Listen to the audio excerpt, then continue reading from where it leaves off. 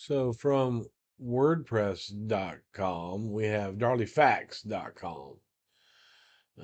This is a supporter geared website. I'm just going to go through it for people that are trying to learn the case. It's good to know what you're up against and what these people, when discussing the innocence of Darlie Routier. The first part I went through about Darlie, Devon, and Damon, the case background. So I think I'm on the who's who right now.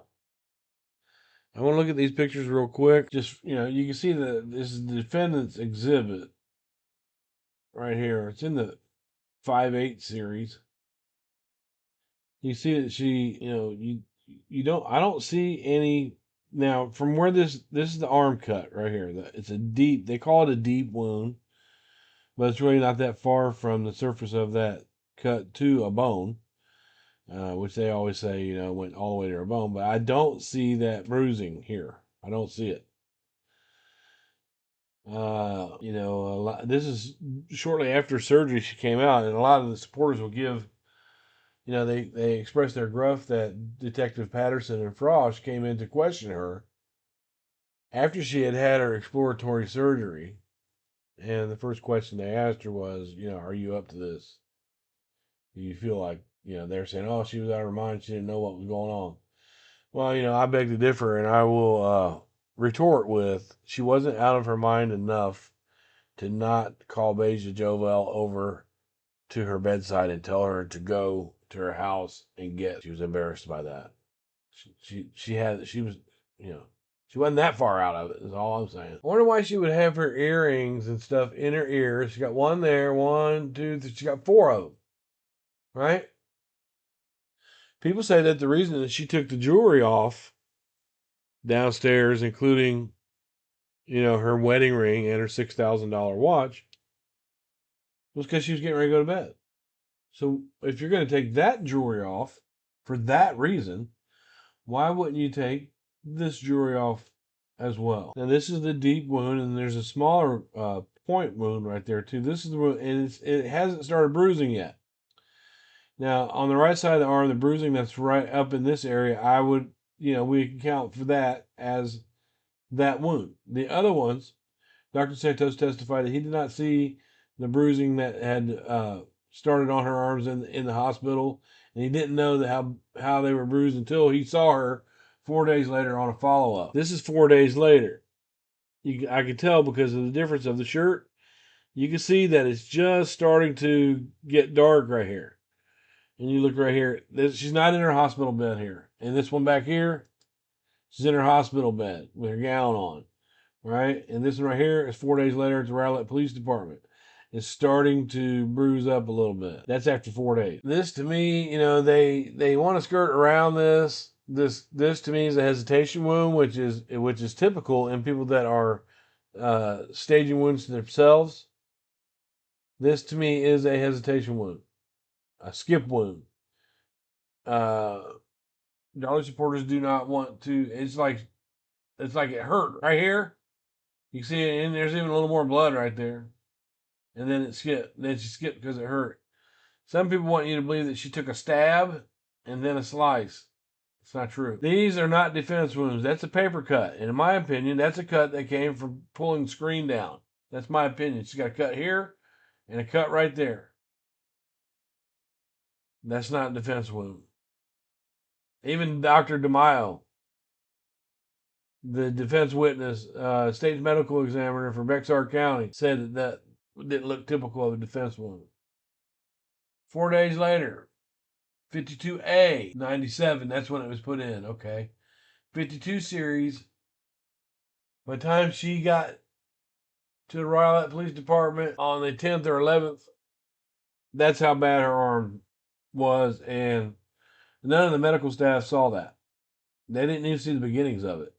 And I showed you the knife wound to her arm. It wasn't really even showing beginnings of it till like 4 days later. Her arm did not look like that in the hospital. Barb Davis says that she didn't even know about this, and had she seen those pictures, she would have knew that Barbie fought like hell for her life. She didn't see these pictures. Now, people speculate as to what this is. Well, however she got her bruises is what that is. However she got those bruises, right? And we have to remember, it's blunt force trauma. When did the intruder punch her arm, and what did he punch her arm with? I.e., get out of the hospital, go home, put your arm in a door, slam it up against a brick. That to me looks like IV. Could be wrong. I've seen mine do that. No way. No way he beat the hell out of her arm like that. Let's just go through the who's who real quick in the case. When you're discussing the case, it's always important to know who you were talking about. I'll go through the obvious, and then I'll explain, comment as we go. We know who Darren is. That's the correct spelling of Darren's name. He was never seen as a potential suspect by the police. He was by Doug Parks. It says right here, Doug Mulder curiously chose not to pursue Darren. That's because they didn't want him to. They weren't going to hire him if he was going to implicate Darren. Mulder told them that Doug Parks wanted to implicate him. That's why Douglas Parks was no longer a representative of Darlie Routier. So Doug Mulder's, they wasn't going to hire him if he was going to do that. They didn't want them implicating Darren. Then we have Devon, Damon, and Drake. Cyrilda is Darren's mother, highly Christian lady, very proper, very classy lady. Leo never speaks.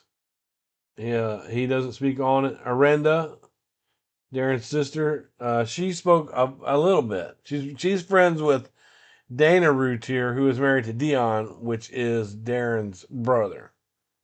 Mama Darlie. Robbie Key is the former president of the Texas Corvette Club that was married to Darlie Key, and they are no longer married. Sherry Moses, sister of Darlie Key, she is the one who we believe that Sandy Aikens was writing notes in the courtroom about the bruising, and she passed it off to Sherry Moses, so Sherry Moses knew how to testify about the bruising. Luann Black she's not around very much. She's not very outspoken. Amanda Gray, school teacher and cousin of Darren. She testified during the punishment phase, which they don't say much about her. I'm going to look and read that one time. Karen Neal's the nurse that lived across the street that Darren was said to run. He was running across the street to get her, the one that you hear Darlie yell, Karen. She took Drake the day of the murders for a day, and she also took control of Domain. They police let her in the scene to get the dog, Domain, because he nipped at Lieutenant Grant Jack's leg. Terry Neal is her husband. You can see clips of them going in and out of the Kerrville courthouse. He was a big guy. There's one little news story where he was adamantly sticking up for Darlie. These are the ones that it's claimed that, because he was dealing with cancer and she died from cancer, then he died from it. It's claimed that, Darlie and Darren paid their mortgage for their home. Rebecca Neal is the daughter of Terry and Karen Neal. I think she's the one that was receiving the Zimas and the marijuana and the cigarettes. They also had a brother named Nicholas. Mercedes Adams, she lived right at the corner, right beside. If you were on the side of Darren's house, her house was right there, right on the side as you come around that bend. She is the one that Darlie said to her, it's going to cost me a fortune to fix all of this shit. Nelda Watts was the school teacher who lived directly across the street. She testified about Darren and Darlie playing catch with the stuffed animals that were lined up on the fountain. Gustavo Guzman Jr., he lived down the street. He was the one that was up late at night. No, correct. He was the one up late at night, and the garden tools. There were two knives that were in the ground just across the way from where they found the sock. And along with these knives were other garden tools and an obvious start of a garden. Were found in the backyard by police on the morning of June 6th, testified at a trial at state. William Gorsuch, he's gone now. I was able to speak to his wife. He is the one that lived kind of catty corner from them in the cul-de-sac. He's the one that saw Officer Waddell pull up and lead Darren back into the house at gunpoint. Now, this is more of the professional people. The judges, Mark Toll's story is really good. You want to check it out. And Johnny Vance, Greg Davis, Toby Shook, who is the defense attorney now. I don't think Glover had much to speak about. Mr. Pickle, all these lawyers. And then she had look at all these different lawyers outside. Let's just go from the defense. All of Darlie's lawyers. 1, 2, 3, 4, 5, 6, 7, 8, 9. Okay, yeah, that's right. This is the Fifth Amendment attorney. It shows who all the attorneys are. He's been her attorney for the longest. And 2, he's ex-FBI. Then he had James Cron, William Parker. I don't like him. He just seems weird to me. Always did. Then the RPD, you have Randall Posey, Dean Poose, Jimmy Patterson. Yeah, see how they write this out? It says Jimmy Patterson, lead detective in the case who pled the Fifth Amendment during his testimony at trial when called by the defense. See, what that sounds like is that they called him up to the stand, that he sat down and said, I plead the Fifth on the grounds that it might incriminate me. But that's not what happened. There was testimony before and a little bit after he was accused of a crime in open court. But they write it out like this, so the person reading it thinks he just sat down and said, I'm not saying anything. Same way with Chris Frosch. Refused to testify at trial on grounds that it may incriminate him. Pleaded the Fifth. He didn't refuse. He just pled the Fifth. But they used that word refuse to maximize. Chris Frost didn't speak at all. It was all courtroom theatrics put on by Douglas Mullen. David Waddell works for Plano now. First on the scene. Walling. Is it James Walling? Is this wrong? I thought his name was Matt Walling. Could be wrong. Steve Wade. Thomas Ward is the one that found the sock. And thanks to Donnell, we do know that it was not a canine that found the sock. The supporter side and our side always felt that it was a canine that found the sock, but it wasn't. Steve Ferry, Chris Hamilton. This would be the medical examiner that the supporters would tell you gave a timeline of less than 9 minutes when she never did give that timeline. That's a lie. For Damon to live. Robert Poole, Carol Van Winkle. Tom Bevel's still doing his thing. Vince DeMaio still doing his thing, I believe. He might be gone now, too. He lost his job. He lost his career over the trauma from... He scooped Damon up and ran him out to the ambulance. Santos, Dillon, Jody Fitz, Wiegels, Jackson Cotner. Jody Cotner is a force to be reckoned with. I actually did get to speak with her. I can say that much. Recently, I got to speak with her, and she told me how she felt and how they felt. I'm not going to relay that. I told her I would keep that content of that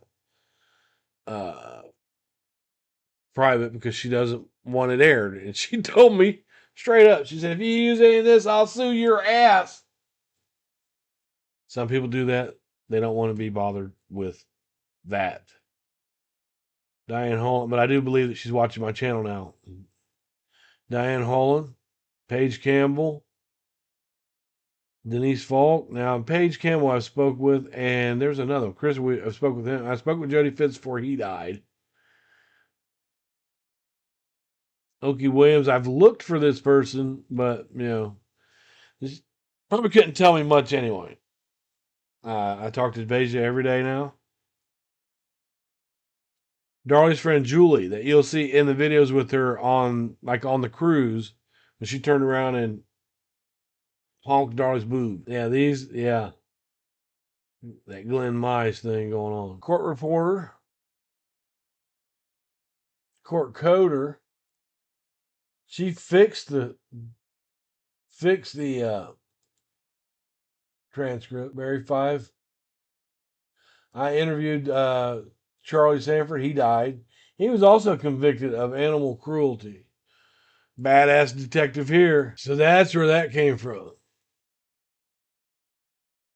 They always claim that the fiber that was found inside the block from the serrated knife could have been a fingerprint brush, but during trial there was testimony that they were much bigger. Labor, if Darlie was ever to get a second trial, he would testify against what anything Tom Bevel said. So that's who's who there. And a quickly timeline, and just real quick.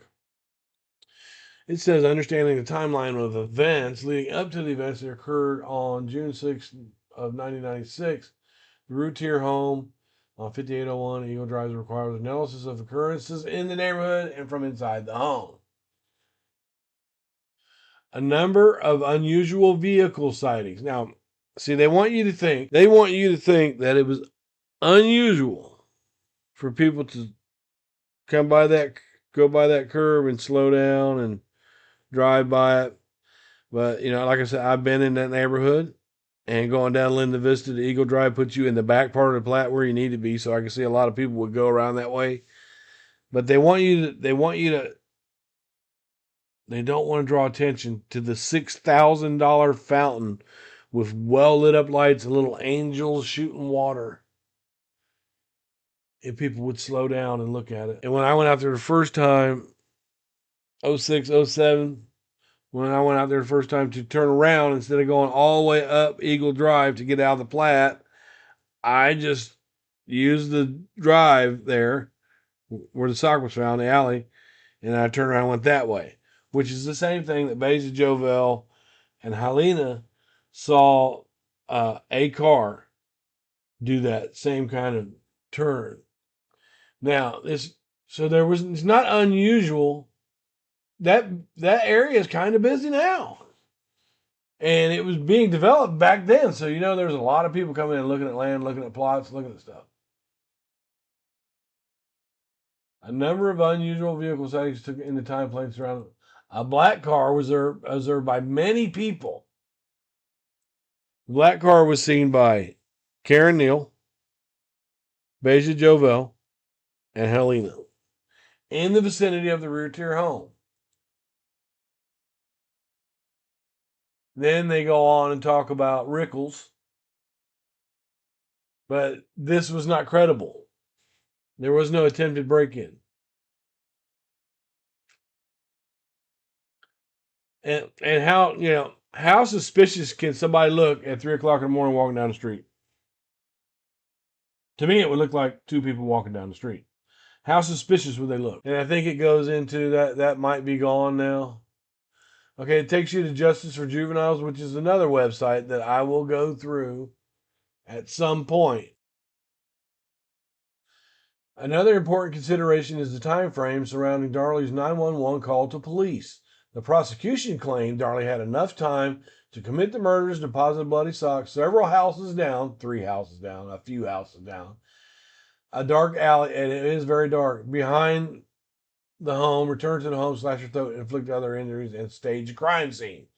They want you to think that it happened that way. But actually, it happened like this. As soon as Darren went to bed, she began to stage that crime scene. The boys fall asleep. She turns that table over slightly, throws that plant down on the side, the plant that was on the table that James Cron noticed. None of the little flowers and stuff were bent up. It looked like the plant was placed there. And she flipped that table over. That's one part of the staging. And then she could have went right, and the boys are asleep. They don't see her doing this. Darren don't hear a damn thing because she's doing it quietly. So then she goes, after she's tipped the table, then she goes around to get the serrated knife because she wants to make it look like there was a point of entry. She wants to make it look like there was a point of entry. So she grabs that knife out. She grabs that knife out of the knife block, the serrated knife. She knows right where they're at. There's a picture of her, a video of her dancing in there, kind of showing her butt to Darren, and you can see that knife block just right in that camera. And we'll make note that she knew which knife was which. She grabbed the serrated knife, right? But That was the one that was first in the block. And then I think that she opened that sliding glass door that's right behind her couch and stepped over the 2 steps and cut that screen from the outside and pulled it down a little bit with her hands. Make note, too, that when James Crime went through there and saw that cut in the screen, the flaps from the cut were coming into the garage, not outward. They were coming in. And he felt like if someone went out, they would still be out. Darlie had a very limited amount of time to accomplish all of this. However, because her 5-year-old son Damon survived his injuries until a paramedic began attending to him, the prosecutor's theory is based on the argument that Darlie took time to stage the crime scene, cut her throat, slashed her arm. Even though she is right-handed, that doesn't mean anything. And ignore the fact a living witness to the events remained. Damon was observed moving and gasping for air and looking around the room to the first officer on the scene. The paramedic stated that when he got to Damon, there was still light in his eyes and he was fighting for his life. Now, okay, here's the comprehensive breakdown of the timeline, which I believe is not there. I have a video about the timeline. They want you to believe that Janice Townsend said that Damon could have only lived for 9 minutes. But that's not what she said. What she said was, you can't tell. Let's see if this video is still available. No. This site's old. I'm just going over it, so we can, for people that want to learn the case. I will go through this Justice for Juveniles, whatever's left of it. You can see how far back. Let's see here. This is where they talk about, I'm going to go into this at another time. Yeah, there's a good read here. I won't forget about it, peoples. Right now, we'll just get through this website here and put it all in video form so that people who are studying the case can make their own determination as to whether Darlie Routier is guilty or not. I believe 100% that she's guilty, and my intention and agenda is only to put out the facts in this case. And if I'm going to use I can use a supporter site and still show you the facts in this case. Justice for Devon and Damon.